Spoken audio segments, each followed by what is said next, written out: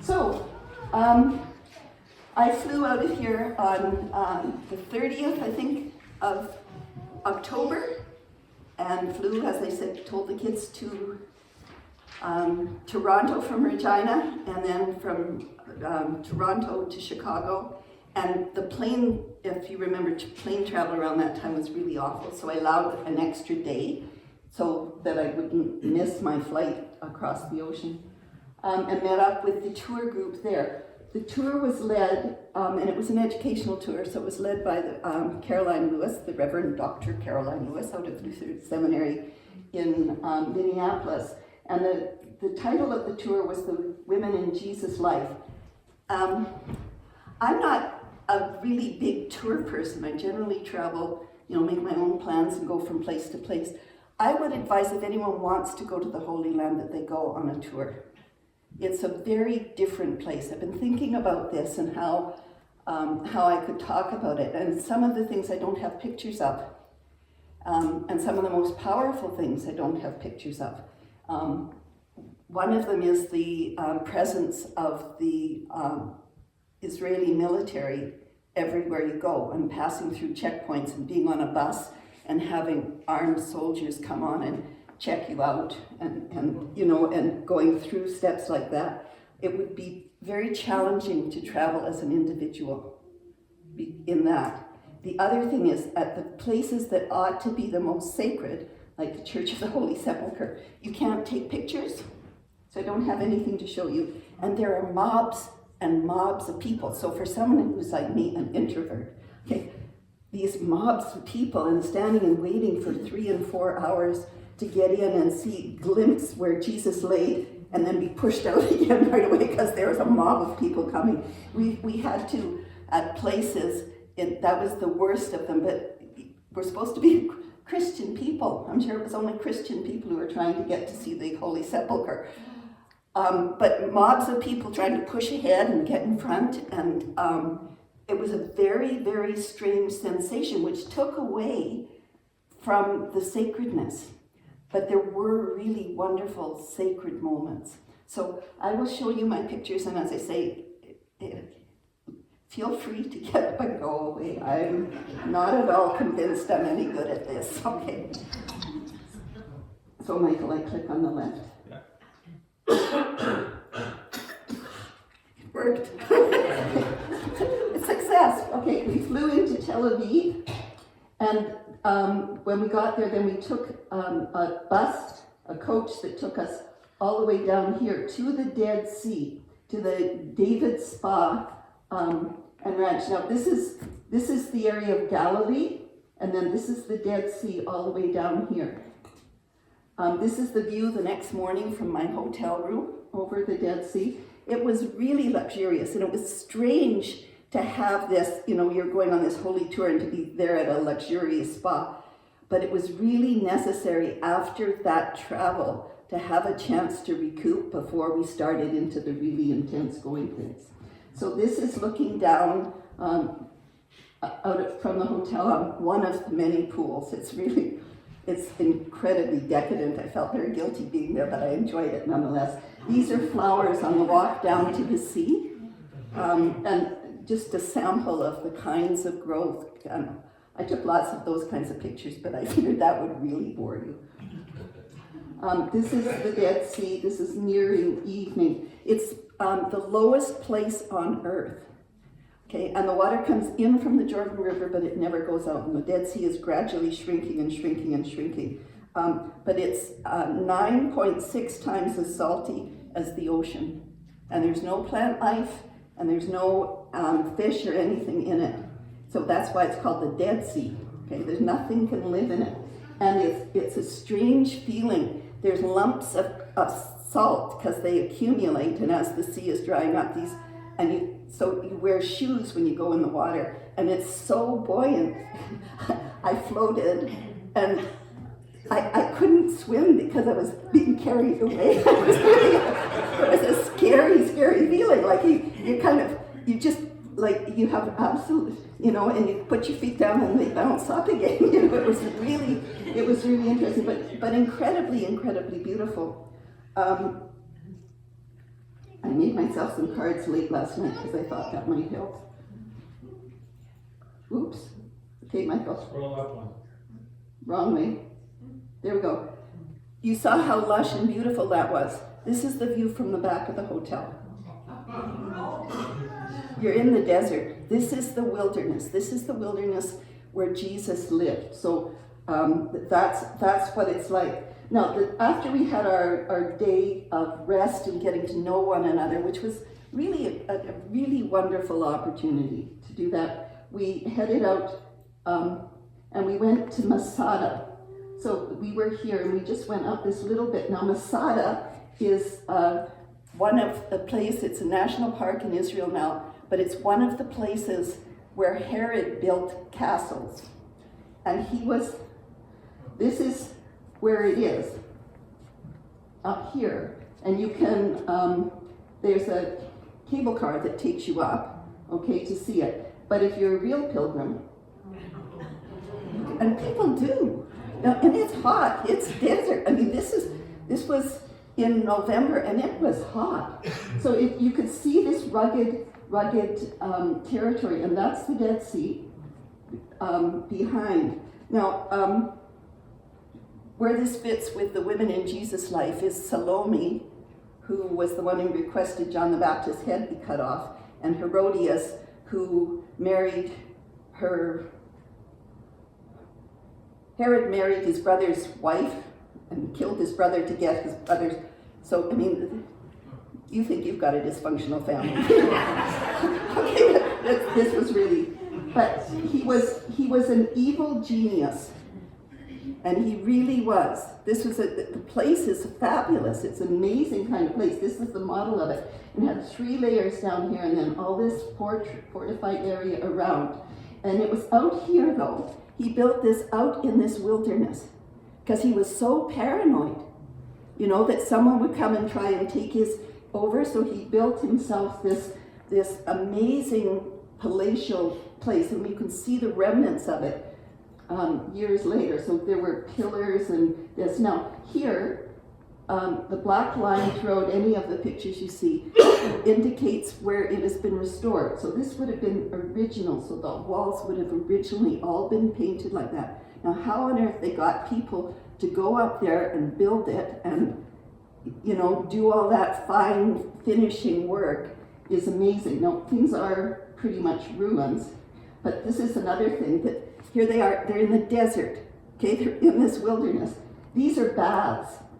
They were heated by furnaces, and this would be filled with water, and then there were tiles over top, and then water over top of that. They had heated baths that were the size of rooms, you know, and this is at a time where people were living in such poverty. But it's amazing, the stuff that went on. Now, this shows how they got the water there. This is a map, modern day. Michael will tell you that they didn't have these magnets back in the day of the Romans. Okay, but this is a map of the aqueducts. And they had all these water rivers that they built that took the water. When it rains, it comes in torrents, and like it does, you know, sometimes in Saskatchewan you get a huge thunderstorm and then it all washes away and can't even sink in because it comes so fast and the earth is so dry. It's exactly like that. This is a cistern. This would have been filled with water. So there were a whole number of them, and you can check them out if you want on the map. But these are the remnants of the aqueducts that brought all the water in. And then they would bring it in when it rained, and they would sit in the cisterns, and then it would settle out so that all the stuff that washed in with it would settle out. And they had water in this barren land. It was really, really quite amazing. Okay.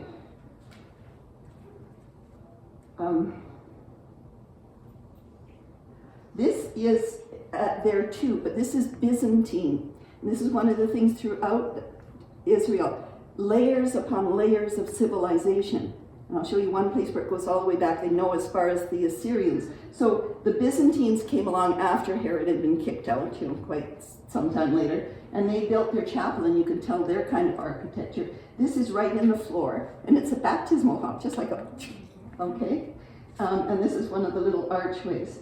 But so many places throughout Israel, you have not just one layer of culture, but over top, many, many layers. This is the back of the fortified area, and this is where guards were kept, but this was where it was finally overrun. This was the weak point, was at the back of there, so the people came up, the soldiers came up from here and overthrew, and that's how it was conquered. We then left and drove from there to Qumran, which I'll show you. But this is what a natural oasis looks like. Okay, this is, so, you know, you hear of oasis and you think it's, but it's not much. It wouldn't be very much at all, and it's an amazing, you know, for the land that people have been fighting over and calling the land of milk and honey and all that, you know, it's really, really barren. So we went from Masada and we went up to Qumran. Qumran was one of the biggest disappointments of my, of the whole trip for me. Oh, I didn't get that very well on the slide, did I? Okay. This is one of the documents that was discovered, the Dead Sea Scrolls that were discovered in 1946 to 1956. And they're the oldest complete manuscripts of biblical and intertestamental documents that are there. They're the complete things that have been enabled us to do the Revised Standard Version and all of those things, because they're the authentic documents. And I am a nerd, okay? I got to read these and study these at seminary, copies of them, of course, but to read this very, very ancient Greek was just such a joy, and I was so looking forward to it. And it was so touristy. I've got lots of pictures, but like all sorts of cheap replica junk that was there, and it was hard to see. These were monks who were ascetic, who went out into the desert so they could live quietly and do their studying and copy their manuscripts. And all this cotton candy and shouting people and tour buses and stuff really wrecked it for me. But I'll show you the good parts. Okay, but how this happened was the shepherd had his son with him, and they were out. Now, can you imagine trying to get enough for sheep to graze on in this kind of thing? And the kid threw a ball into one of these caves. Now, these caves were where these monks lived, okay, where they did their work and that. And he found this scroll, so they took it and had someone look at it, and then of course the archaeologists went wild and the theologians and everybody came to see this, but they had found these because it was so dry. These were perfectly preserved in this wonderful dry climate. So this is the one where the first scroll was found. And they came together communally to eat, and that was their dining room. And this is one of their cisterns, so they had enough set up so that, you know, they could live in the desert too. Not quite the style of Herod. So, I had so looked forward to seeing Qumran, so it was, for me, it was good that I can say that I'd been there, but it was not the best. We went and this was the day of disappointments, because what we were supposed to do was to go from Qumran and go to Jacob's Well, where we would have had the story we read last week of the woman at the well. And we couldn't go there because of the violence, because there was too much between the Israelis and the Palestinians, and it was unsafe, and they couldn't take us there. So that was a big disappointment. So we went up here and we saw more ruins, and I will show them to you. This is Roman ruins here at Bet Shean. But that was one place that I really wanted to go and wanted to be. And when we go here, you can see this light area. This is the West Bank. This is Gaza Strip, and there's no way in and there's no way out. The Palestinians who are there are stuck. They're just stuck. Here you can get across to Jordan, and you can get out that way. But Palestinians living in the West Bank cannot use the Tel Aviv airport. They're not allowed to go into Israel. They're not allowed to go out. So as we go through here, every time you go anywhere, you go through a checkpoint. So we came through a checkpoint coming in here, and then we came in a checkpoint coming out to Bet Shean.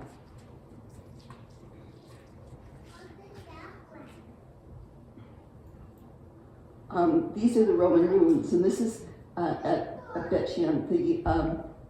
This is where they have dug down. This hill was never there. This is buildings on top of buildings on top of buildings. And the archaeologists have gone right down and been able to find ancient ruins. But what is left here is the remnants of a Roman settlement around the time of Jesus. And no, there must have been women there, but nobody talked about the women in this part, that's for sure. These would have been Roman shops, and that's how they are. And there's another one here, and there's a whole line of where they would have had the bakery and the butcher and the candle maker and that. And this is Roman baths, which put Herod to shame. They're huge. They would have been communal, where the people would have gone, but worked on the same principle, where they had this underneath with the heated water in the furnace, and then the water that people were in on top. This is, again, showing the layers. This is a Byzantine chapel at Bet Shean, and this is their baptismal font, where you could go for a swim if you wanted. It was very generous. And some of the earliest mosaics from the Byzantine time. There was an earthquake, and for some reason it must have been a time where it wasn't worthwhile to rebuild. So it's really interesting to see how it's all toppled over and things are left just as the earthquake left them. And some things remarkably remain standing. Why? Don't know. There's an amphitheater with beautiful sound. One of our members of our tour had a lovely voice, and she got up on what would have been the stage and sang for us, and it was really lovely and really interesting with the dark clouds and the sun. So I thought it was quite beautiful. We went then here. This is the close-up map of this little area here, and where we went for the night was to Tiberias. And that's where we stayed for the next few days, right on the Sea of Galilee. And that's the view from my window on the next morning. And this day was the best day. If I had one day in my life that I would live over and over again, if I had that, what do they call it? Groundhog Day? Is that what it is? Yeah, it would be this day. It was absolutely wonderful. We went first to the Jordan River, to the baptismal site. And there were lots and lots of people from all different countries and languages, and you could hear all these different languages praising God. And there were lots of people, but it wasn't touristy. It wasn't touristy. It was wonderful. And you get opportunities for your group to go down. This is what the river looked like, and you can sense Jesus and the disciples coming to a place like this out of that barren land, and how magnificent it was. So this is Caroline Lewis, and we all had a chance to renew our baptism, and we sang, but it's just glorious. So that was a wonderful, wonderful day to start the day. We went from there to Magdala, which would be my very favorite place ever. On top of here is the Magdala Rose. This is an old altar. This is the home of Mary Magdalene. And this was the town of Magdala. These would have been individual, excuse me, you might have to take over, Michael, individual homes. And you can see how closely together they lived. This would have been a water jar. So this was the ruin. So you know that Jesus walked there. It's amazing to think of that. And the Roman Catholics have built a chapel there, and they don't call it a church. It's for all denominations. The altar is a ship. This is the Sea of Galilee out behind. It's absolutely glorious. This is the rotunda, and all around there are different chapels to women in Jesus' life. So this is the little girl who was raised, Talitha Kum, Jesus said, which is get up, little girl. Okay, so that's that. This is the woman at the well. And this is the baptismal font in the middle of the rotunda, and there are these pillars, and I don't have a good shot of them, all around, each of them dedicated to a woman in Jesus' life. And then there's a blank one. And you're invited to go and put your fingers in the baptismal font and put your name on the pillar as one of the women in Jesus' life. And it's really, really meaningful. It was, and again, lots of people go there, but it didn't have that touristy feeling to it at all. And downstairs, this is the original floor from the time of Jesus. And all around, it's a round chapel, and all around there's a low benches, and we sat and prayed. There's this huge mural of the woman who had the 14-year hemorrhaging, who touched Jesus' robe. And it's the most, there aren't words to describe.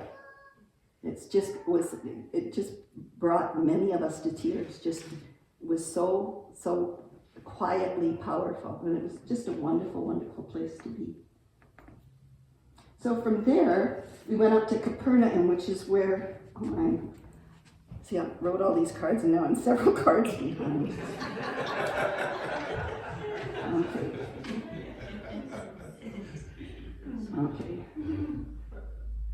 Okay, here we are.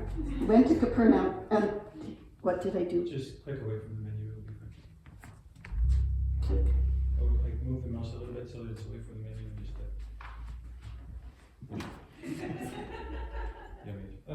Okay. So Capernaum is up here. This is where our hotel was, and went to Magdala and up to Capernaum. I don't have another map to show you Tabgha, but we'll go there after we go to Capernaum, so you can keep it in your mind if you're wondering.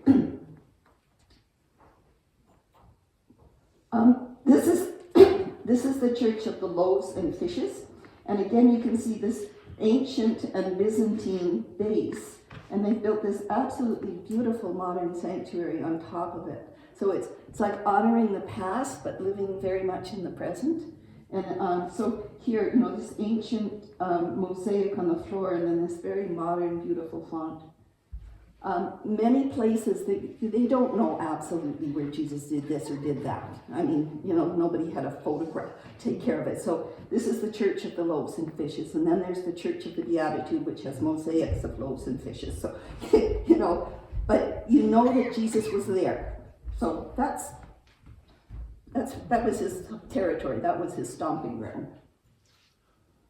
So this was the same.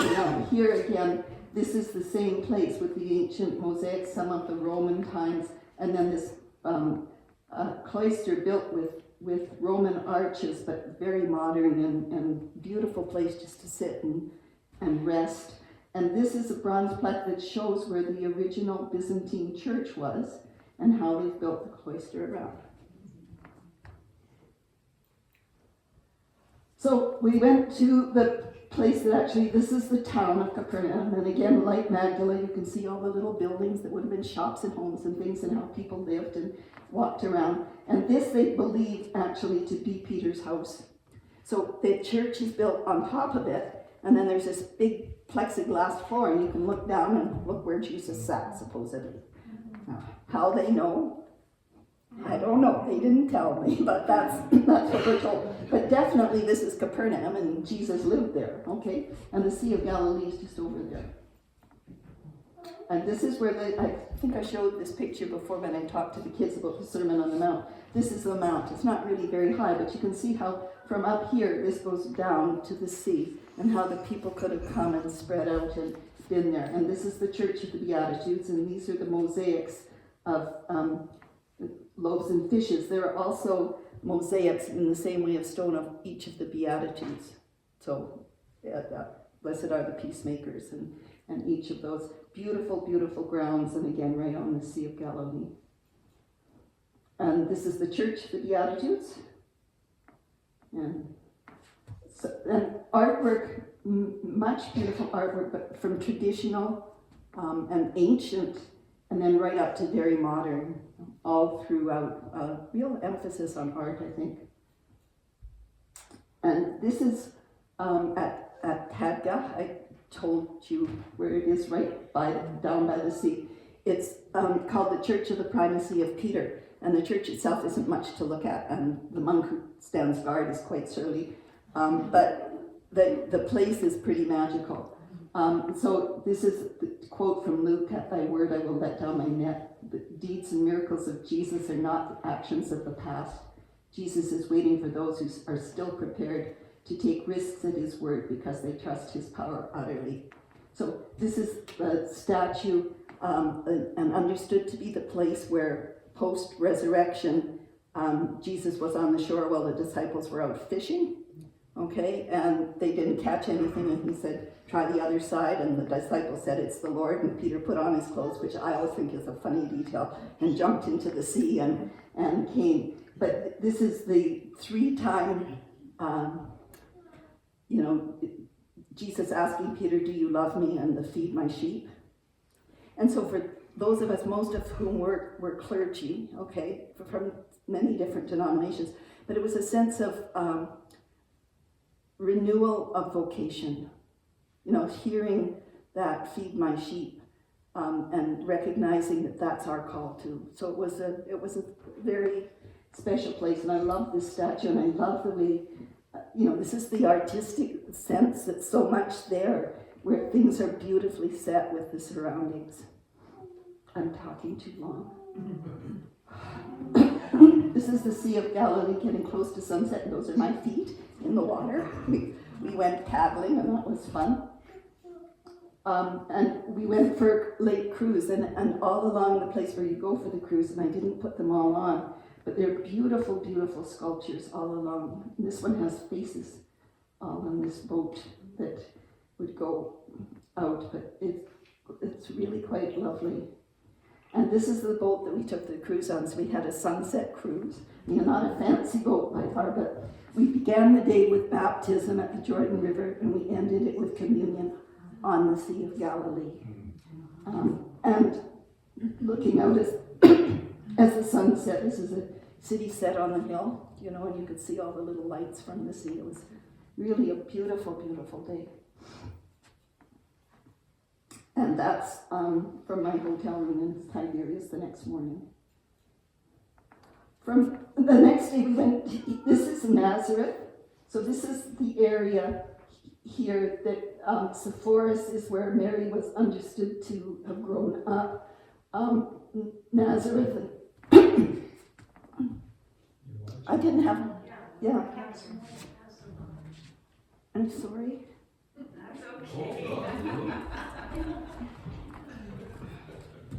Okay.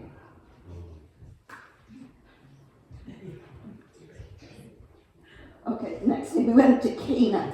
So Cana is right next to Nazareth. The wedding at Cana, we hear about it, you don't have any idea where it was. They went to this wedding, they came from Nazareth. And these are the jars. I got someone to take a picture of me with the jar, and they didn't even put it in focus, so neither myself nor the jar are in focus. This is the jar, and it comes, I stood beside it, and here, I'm the same height, so it gives you an idea of how big the jar was. But I love the sign, this way to the jar. They found this as an ancient jar, and they think it would be the kind of one that would have been filled with wine. And then you get the modern mosaics, and the more traditional paintings. They're still selling wine that they say was wine that Jesus drank. Somebody's making a profit somewhere, okay? But it was a pleasant place. It wasn't horribly touristy. Now, then we went, and this is where we get the church. This is in Nazareth. This is the Church of the Annunciation, and this is where you start to get into the real conflict between denominations. This is now under the control of the Greek Orthodox. And that's what it looks like inside. You've got the plain building outside, and inside it's incredibly ornate. And here there was just a lot of pushing. I don't know how else to put it. And maybe it's a cultural thing. Maybe it's just that I'm used to living on the prairies where, you can all be this far apart. But I found it at times uncomfortable. but beautiful icons. But on the islands of Greece, where I have been, there are many, many Orthodox churches that are wonderfully plain and simple on the outside, white with little blue domes, and then inside there are these glorious icons. And it's very much a sense of peace. You know, like they're dotted all over the place and you can go to them. And I never found that in the Orthodox churches we visited in these bigger centers. But there are some beautiful icons. And these are the stairs to the area that is understood to be where the Annunciation took place. Okay, how do they know? But it's beautiful. It's a beautiful, it's beautiful murals and just down the street. Okay, this is what the Roman Catholics have. Okay, and this is the Basilica of the Annunciation, and it's a beautiful building. It's really, really beautiful, and so big that there's lots of space for everyone, and they don't let lots of people in at a time. So you have to, you wait your turn, you register, and then they'll let you in, and so that people can have the time to truly enjoy it. One of the glorious things is in the area around where you're waiting, they have these artworks of representing the Virgin Mary, and they're from all the different countries, so I didn't put all 150 of them up for you to see, okay, for which you can be grateful, but this is Korea, and this is from Iraq, and this is from Brazil. So there's just a sample of, and they're from all around the world. This is the interior of the Basilica.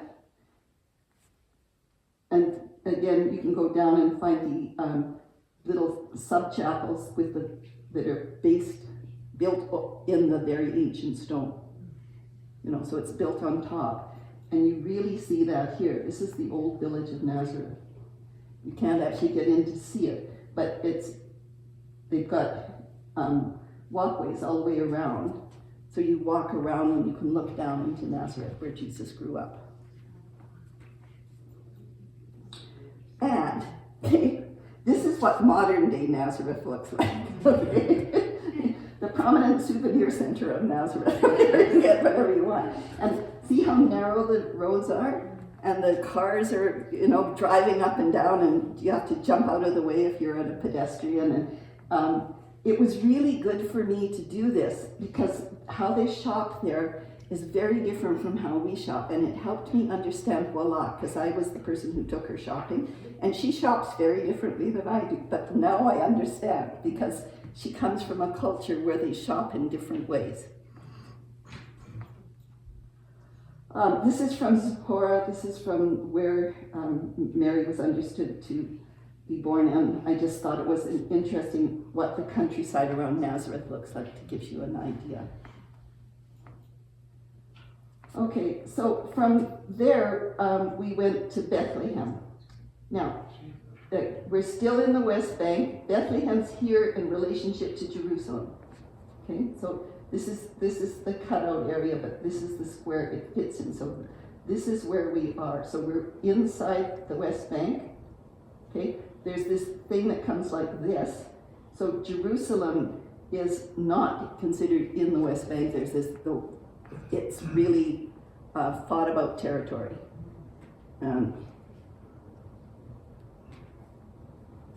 Okay. This is a little town of Bethlehem. Not what we think of when we have our pictures of them journeying over the hills and come. This is Bethlehem at night, which is when we arrived, and this is the next morning, the view from my hotel window. So it's very, very different from how we would imagine it in our Christmas pageants. We stayed at St. Gabriel Hotel, and this beautiful sculptures right outside the door. So it's incredibly focused on the Christian faith. It's very much there. But, I'll get to that. But the Evangelical Lutheran Christmas Church is there, and a powerful presence in the West Bank, really doing wonderful, wonderful work with young people and helping them. Dr. Rahab, who was one of the founders of the church, has this quote of his here. God has put us in the right place, Bethlehem, at the right time, though difficult, with the right vision and people, to proclaim the gospel of liberation and lift up a culture of life and hope. So it is a very splendid place to be. We got to go there for Sunday worship, and they didn't know we were coming, but the pastor, okay, like it's all in Arabic. This is the dome. This is my little bear that I took, so it could visit everywhere, my friend Carrie from the group.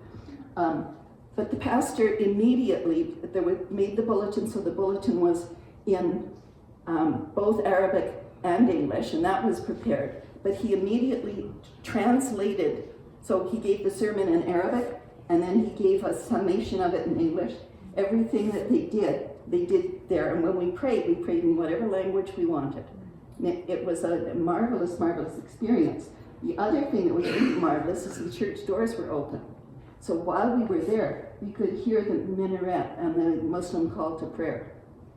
So, and it was a wonderful sense of being part of something bigger. And this is Bethlehem on a Sunday morning, okay? So, if you wanted to buy things, that's how you go and buy them. It's very, very different from our North American culture. This is the church at Manger Square. It is the oldest continual place of Christian worship in the world. It's the Church of the Nativity. It is now Orthodox. Oops, I've done it again, Michael. Mistake. Okay, so again, it's outside. It's a very simple, plain building, but inside it's almost grotesque from my perspective. So much ornamentation and stuff. It's really strange. And you wait in line for ages and ages and ages, and then you get pushed down the stairs, and you have to go down the stairs. And this is where they understood Jesus was born. And it's been around for a long time, so it could very well have been that was where it was. But you get just a minute or two, and then somebody's going to shove you on the head. So this is the snapshot, and somebody else is obviously snapping at the same time. But this is where we understand Jesus to be born. There's also, of course, because if you've got the Orthodox one, then there has to be the balance. There's the Basilica of the Nativity with a beautiful statue there. And this is a Franciscan monastery. So amazing different styles of artwork and a beautiful cloister and a lovely place to sit and be. But this is so strange from the time of, I don't know that the statue's from then, but the time of the Crusades. This is St. George killing the dragon. Who knew? Okay. Bethlehem's really funny because lots of it wants to be modern and they don't have a Starbucks franchise, but they know about it, right? So we got square bucks and stars and bucks. So we went up to Shepherd's Field, and this is just where you come in, and it looks like it's going to be quite commercial and stuff. And all the rules, there's lots of rules. Wherever you go, there are rules. But this is a beautiful chapel there. Really a magnificent little chapel with this lovely angel Gabriel on the top and bells that sing and toll, and just lovely. Inside there are these classically styled murals of the shepherds out in the field and coming down to the manger, and it's a really worthwhile place to go. And this is what the shepherd's field would have looked like. This is looking down to Bethlehem from up on Shepherd's Field. So you can see how rocky and barren it is. And Michael pointed out there's a very modern road at the bottom, but you can get a feeling of what it was like for them up on the hills and the light coming in. But I wouldn't want to have to be a shepherd. And this is the grotto they understand to be the shepherd's grotto, which is a cave they probably hidden and sheltered from the storm or whatever. And there's a beautiful traditional carved creche, and somebody in there, I don't know what, has taken the baby Jesus and left a white big, out of proportion doll. It's just why? You know, and who thinks Jesus was a big fat white baby? I mean, you know, like really. So it's one of the idiosyncrasies of my trip. Ooh, Michael, what did I do? Just keep going, it's just a echo. Okay. The next day, we went, it was mostly focused on the Palestinian situation. And we went to the Waldorf Hotel, which is owned by the artist Banksy, who's bought it and set it up particularly so that there would be a place for Palestinians, artists, and people who want to peacefully express their concern about the situation to do that. Okay, so there, it's right by the wall, and I'll show you that. But this is inside, and there's all sorts of artwork that depicts the situation now. And of course, the takeoff on the Waldorf Hotel, it's the Waldorf Hotel. But this is, I've given a sample of some of them. This is the woman in a landscape, and the landscape is the wall with the razor wire on top. You can imagine what it's like to live in a place with razor wire surrounding you all the time. This a little child jumping over the wall and somebody catching them. And this is the hand of God with the baby, the bombed out around. So it's really powerful artwork. And this is the Israeli art. It says, and they're just like that, okay? And behind the wall is Mary nursing Jesus. But just like in Jesus' time, Jesus was a Jew. People think they can blame the Jews. These are young Jewish women, okay? And I don't know how to say it, Schministim, that's my guess. Somebody can take a stab at it. They're conscientious objectors. Kids coming out of grade 12, you know, before they go to university, and there's mostly women, okay, mostly young women, who are standing up, and they have been doing this since the 1970s. They're conscientious objectors to the way the Palestinian people have been treated. The thing that's really interesting about her is her dad is a government official. So, but you know, they're young people who really want to see peace. There are lots of Jewish people living there who want to live peaceably. But they're also really discomforting. These are remnants, actual remnants of bombing that's taken place. You know, so children's backpacks and toys and shoes. And this is one of the things with the little child who should be hammering, you know, learning how different shaped pieces go, hammering a hole in the wall. And this one, I like this Jesus looking up. It's a very common print of Jesus looking up, but having these bombers going overhead. And this is the wall. This is what it's like to live in Bethlehem. This is what surrounds you. And it's powerful. There's a lot of graffiti and people writing on it, but you're just enclosed, and it's getting closer all the time.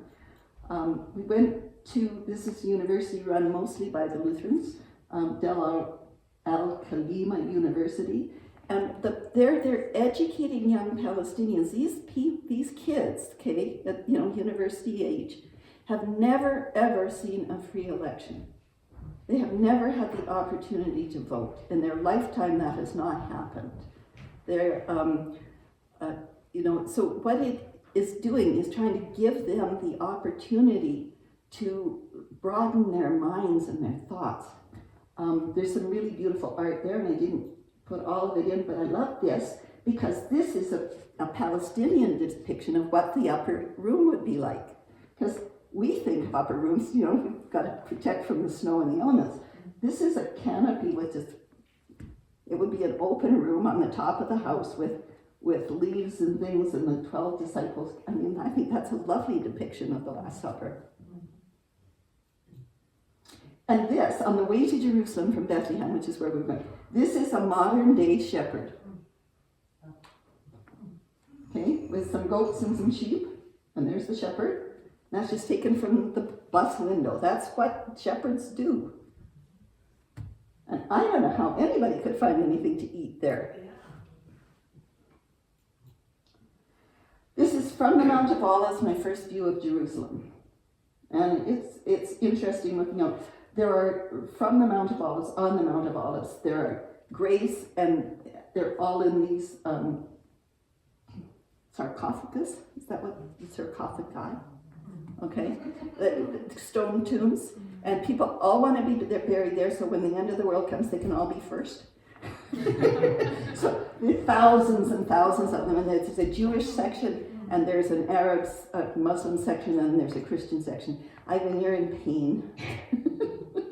No, I think you are. That's how I look when I can't stand around sitting anymore. I'm really empathizing, so if you want to lie down on the pew, go ahead. Right from the top, there are places, and one of our people did have a ride on the camel. Okay, so from there we walked down towards Jerusalem, down to the Garden of Gethsemane.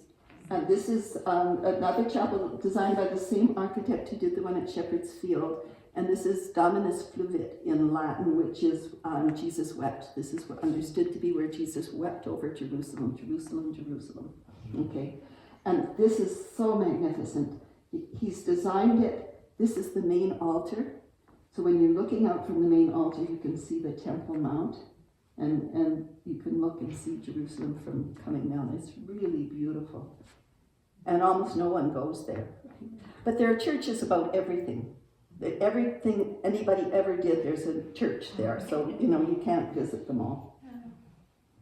And these are coming down the Via Dolorosa, the way to the cross from the temple. But I put some others, just how you come down into the city from around. And this is at the Garden of Gethsemane.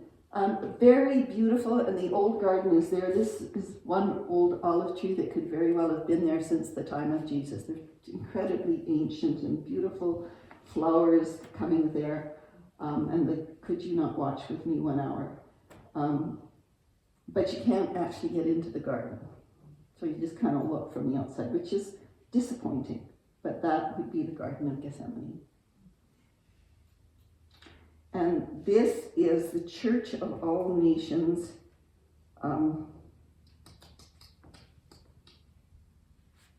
Just a sec. See, I should have stayed with this.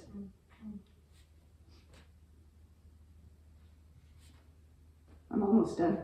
You'll be glad. This is the Church of All Nations, also known as the Basilica of the Agony. Okay? And this is at the base of the Mount of Olives. And within here is the rock they understood that was the rock that Jesus wept on.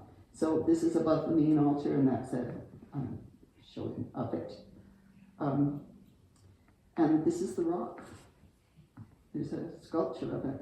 But that was, again, a powerful place for some reason to know. And just, it felt like this is authentic. This was the wall, old city of Jerusalem has the wall around it, and this is the wall right across from our hotel. I'm sure you love all these pictures of right across from the hotel, but never mind. The next day we went to the western wall, which is the remnant of the temple, and now controlled by the Israeli police more than anything. To get into there is like going through security at the airport. All your bags are examined, you go through an x-ray machine, there are guards everywhere. One of the members of our group is 80, and Sharon Sven's about this tall and tiny, I look big beside Sharon, okay. She had a prayer book in her backpack, and they wanted to know what she planned to do with that, and was that subterfuge, and what was she going to do? I mean, this is an 80-year-old woman with a prayer book. Really, give me a break, Anyway, the Western Wall itself is a place that is powerfully impressive when you understand the size of the temple and the size of the building blocks and all these things. And people put their prayers in. They go, and they touch the wall and have a prayer. And it's, in a strange way, meaningful. You could tell the difference in the size of the old blocks and the size of later restorations. You see, they used little bricks, but those were the big ones were the ones that were there that impressed the disciples. Now, what struck me as really weird, okay, this is the women's side, and this is the men's side, and never the two shall meet. When you go there, they have they have skirts of shame, so you have to be covered appropriately. And if the guards determine that you're not appropriately dressed, they give you this Velcro thing that you wrap around. That's, you know, like, it's really quite amazing. But this was during work day, so there weren't very many men there. There were far more women at the Western Wall. But from there we went up to the Temple Mount, and here you see this very peaceful place. You've already been through security, and there are the armed guards, and all around. So that you never have a sense of being able to just... the temple now is the top of it, the main users, the Muslim people understand this is where Muhammad died. So this is the mosque that's on top, incredibly, it's all mosaic, and quite beautiful. And looking out from there, though, you can see all different, like there's the Christian quarter, and there's the Muslim quarter, and there's this quarter, and there's that quarter, more quarters than there are. You know, like they all come together, but it's a place of faith, but it's a place where people of faith don't seem to be able to get along. We went to Bethesda, and this is the Church of St. Anne, understood to be Mary, well, St. Anne was Mary's mother, but in Bethesda, this church has amazing acoustics, and it's so much fun. There was a group from Nigeria that was there, and they were in their native garb and singing, and the sound was just glorious, and it just echoed and echoed and echoed. And then a German group came in, and they were singing, and then we after they finished, we sang, and all the sound echoes. It was just really fun and lovely, and you had that sense of, I don't know, it felt like what it was supposed to be. So Bethesda was within the church was lovely. Some of it was quite commercial. This is the pool of Bethesda. This is where the fellow who was paralyzed couldn't get into the water. But this is what the old pools look like. There's no water there now, but that's where it was. And then we went to the Church of the Visitation up on the hill. So over the hills, the Virgin is hurrying, bearing under her heart her treasure, the one true King of the worlds. So going to meet her cousin Elizabeth. So you've got the older woman and the younger woman, and it's up on a hill, and it's lovely. It's lovely, lovely. And there's this beautiful modern statue of the two of them. But this is what the gardens are like. You know, anybody who's a gardener, just love it. And then the view out over Jerusalem from Bethesda. Now, in between, we went to the Church of the Holy Sepulchre, which I told you about, and I was overwhelmed. I took no pictures. I could have got pictures from my friends who were there, but most of the important stuff you can't take pictures of. You can't take pictures of the tomb. You can't take pictures of, you know, and it was there. But there are beautiful old carved tombs that they believe that one is for Joseph of Arimathea and one of Nicodemus. And they're beautiful, carved right into the rock, and you get the sense of this is the right place. This feels like this is right, and they think that, you know, that. So we got pushed in and saw where it was, but there was no time to really appreciate where Jesus might have been buried. Now, there is another place, okay, that I'm not sure which group, but it's a Pentecostal evangelical group from the States, has decided that the garden tomb wasn't there at all. It was in this place, and they've built a garden and a tomb. Okay, and this is This is the rock, and their claim for this is they say they are outside the city, where the other one was probably outside the city at the time of Jerusalem, and certainly outside the city walls, okay? But here, they have the big stone that would have been used to roll in front, right? And there are some rock formations that could have been understood to be the place of the skull. So who knows? You know, maybe they got it right. It was an interesting place to go. What I didn't like was this was a place where you went and you had to listen to the theological perspective of the person who let you in. And that's my show.